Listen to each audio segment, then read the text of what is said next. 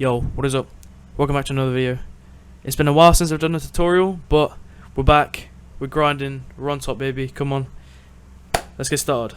So I'm going to be using the song Chinatown. It doesn't really matter what song you use, but make sure you have, your beat drop here and where you want your build up to start. I will leave this clip in the Google Drive in the description.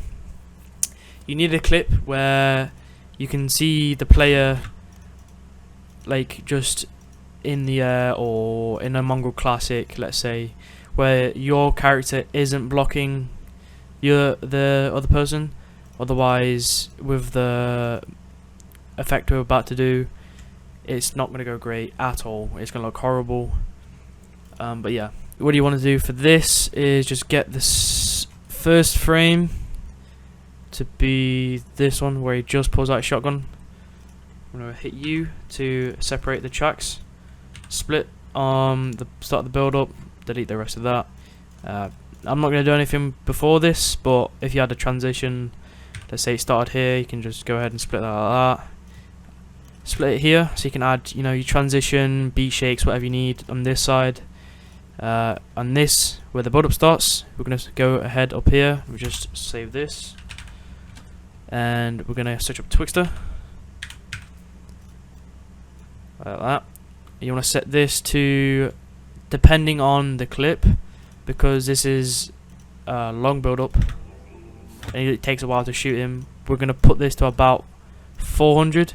Usually what you do is you set this to 250, but because mine's a weird build up thing, we'll do about 400ish, and if we need to change it we can always go back.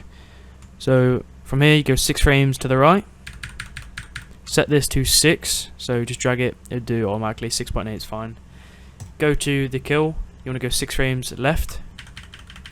I'm going to set it to about 70, 60, just because this is a long build up. Usually though, I would have these two as, this one as 6, and then this one here as about 30, but because like I said this is a weird build up, I'm going to have to like about double it maybe, so like that. And then I'll up this to whatever I need it to be. If your clip does do this and it starts lagging out and stuff, all you need to do is go down to this BG motion sense, just up it by 1 and it'll fix it like that. Look, and then there's no glitches. Just up this to 600. It's quite a lot, I know, but you're not really be able to tell. And then split on the kill, get rid of twixtor, drag this to the left so we can get the exact frame, which is that one there. Drag this back and add velocity. Now you want to set this one to about 300. We'll go 9 frames to the right. Add a keyframe, set this to 50, and then we have our build up. That's it. And then you can add your impact, whatever you want here, but all we need is this middle bit here. So you want to go ahead and render this middle bit out. These are my render settings. You might have your own, but these are mine. If you want to copy them, they might not actually be the best ones out there, but it works for me. So I think the only thing that's changed is this one. I changed this to high performance. This wants to be VBR high quality. This wants to be on best, and audio and whatever. I've left them, but you can change it to whatever you want. I go with 2560 by 1440. Make sure this is the exact same as these settings up here. And yeah, just render that out to whatever you need, and I'll be back once it's rendered. Okay, so it has now rendered. Let me find it. It's right here. This is what it is. Just a little bit up like that. Now hit save. Obviously you don't want to lose this. Close this, open After Effects. Another thing about this build up that I like is you need no plugins, I believe, and no presets, because it's really easy, and you won't be able to make presets anyway because there's no plugins you need or any effects other than obviously simple ones. But yeah, these are my settings for After Effects. If you want to copy them, it's up to you. Make sure you are on project. So you see this screen, and you drag in. Okay, thanks. And then you drag in your build up you've done. You drag it, pull it down here to this line, and it'll be right here. You want to. This is called the work area, as it says, but this is what will render. So what you select here will render. I call that the render area, so the work area. So you want to have this like so. So it's around there, and obviously zoom this in to see what you're working with. So to get started, you want to double click on here. It might tell me I need to switch to 60 FPS, but let's see. I don't think it's going to tell me to. I don't think yet. But what you want to do is just draw around your character. If it does this, ignore that for now, but we'll come back to what we need to do once we've drawn around the whole character. Like that, and like that. So with these edges that are all weird, just hold Alt and cut out all the bits that we do not want. Like that. And now you want to do this for practically every frame nearly. Because, well, I wouldn't say every frame, but it will mess up here and there, because you know it's not the best, but it's definitely a lot easier than Vegas, 100%. Once I've done, I will come back and let you know what to do next. Okay, so I finished rotoscoping each frame, so I've gone through, go around the character like so. So now you want to cross this off, and now you have this, just this player here. You want to copy and paste this. Like that, and then go on the bottom clip and get rid of rotoscope, so just press delete and that will do that. Now you want to double press on this bottom layer so it brings up the same thing as a rotoscope, but this time you want to use just this simple pen tool and go around the character it really roughly. It really does not matter at all. Like that. What you want to do is go down to mask, set this to none, just so you can see what you're obviously doing. This is a key bit. Make sure you've keyframed at this mask path, otherwise life will be hell for you. Again, this really shouldn't take long. I will be back once I've done all of this as well. Okay, so I've done every frame like that, so it's just really rough around the character. And what you want to do now is go over here, set this to subtract, like so. Click on this cross, and we want to solo this out. So this button over here. If you already don't have this here, you want to go up to Window and just press on Content at Where Fill, but I already have it there, so I don't need to.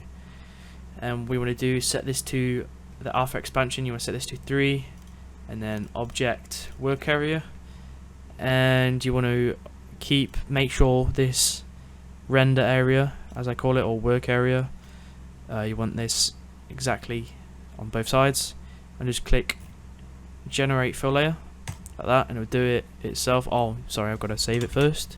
Okay, and then it'll start doing its thing. Mine will take a while because my PC is awful with After Effects, but it shouldn't take too long. Okay, so my thing has finished. It didn't take too long, and as you can see going through, you can see that there's a couple areas that it messes up, but it shouldn't really be too much of a bother. You want to unsolo these and drag this fill layer below the rotoscope clip. Now what we want to do is press this 3D box like so, and come up with this. We need this tool, pan behind tool, and you want to just put this around the character like that. Go to effects, transform. You want to set position, and I think with the anchor point by itself anyway. And you want to go frame by frame, make this so this is in the center of the character like that. So yeah, just go frame by frame, doing this. This shouldn't take too long, honestly. Okay, I've done every frame. As you can see, it follows him. Obviously, it's very delayed. That's not obviously what it looks like. And go down to where this says Y rotation, and you want to keyframe. Make sure you're at the start, obviously, go about 3/4 of the way through the clip, so mine's about 40-ish frames. Yeah, we'll say 40 frames, maybe a little bit more. 40 actually is good. And you want to just set this to 1 like that, and then this will do its thing. See, we've got to build up. Now go to compose, to render, add to render queue. I think there's a way of doing it with Adobe Media Encoder, but I don't actually think I have that. Anyway, change this. If you don't have QuickTime, it's a free download. It might actually be thingied into After Effects, might be built in, I'm not too sure. But select QuickTime like that and save this wherever you want. I'm gonna save this in where I have mine. Just save it as sorts with a load of T's. That's good, and then this will render out decently quick, to be fair. Oh wait, you need to press render, that would work.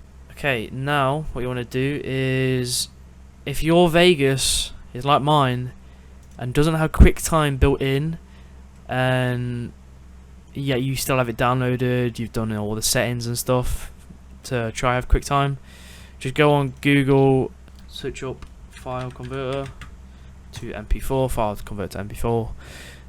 Yeah, this is the one. Cloud convert, select file, go to where you saved it, like that, then do to MP4. I believe this might take a while, so just let it do its thing, and when it's done, I'll be back. Okay, so I have my clip. I re-downloaded it so I can put it in Vegas, and literally just overlay it like this. Delete the audio, delete this, just drag it down. You want to split the audio here, fade this 3, fade this to 15, create a new audio track, go down here, pull this down, press on track effects and add effects. You're going to want to add amplitude modulation and reverb, and just copy my settings. So for the reverb, hit this, whatever that is, just copy these. Amplitude modulation, the default, middle bar up, tick these 2 boxes, and then you want to turn this down by about 3.5. You have this muffle echo build up. I will leave these sound effects in the Google Drive as well, so you can use them, or you want to use your own, that's absolutely fine. Now we've got that, you want to add pinch punch, so switch up pinch punch. Again, you don't need any effects or anything, this is built into Vegas itself. Reset turn on, add that on there. Press on this animate thing down here, go to the end, add a keyframe, then you want to go 3 frames to the left, set this to -1. You want to go just after this ends, so right here, set this to 0, and then you want to set this to a slow fade, and then that is it. If you did enjoy this and you did find it helpful, please like and subscribe, it will mean the world to me. And yeah, peace.